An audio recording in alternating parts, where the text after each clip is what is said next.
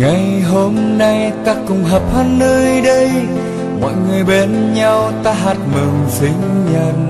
1, 2, 3 ta cùng thôi tắt nên Happy birthday to you.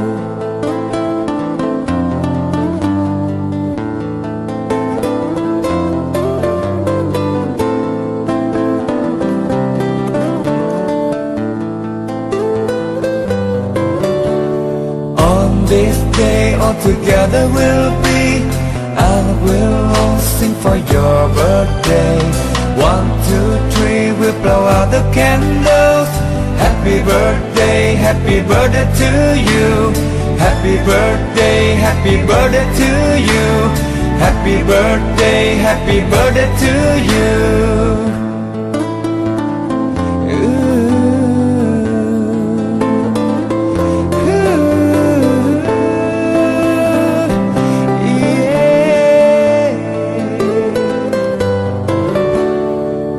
Hôm nay ta cùng hợp hát nơi đây, mọi người bên nhau ta hát mừng sinh nhật. 1, 2, 3 ta cùng thôi tắt nên Happy birthday to you. On this day all together we'll be, and we'll all sing for your birthday. 1, 2, 3 we blow out the candles. Happy birthday to you. Happy birthday to you. Happy birthday to you. Yeah. Come on.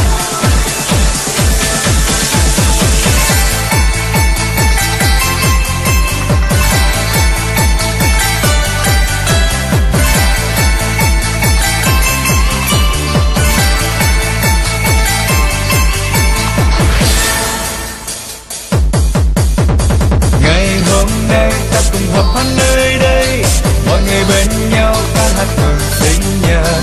1, 2, 3 ta cùng thôi tắt lên Happy birthday to you. On this day all together we'll be, I will all sing for your birthday.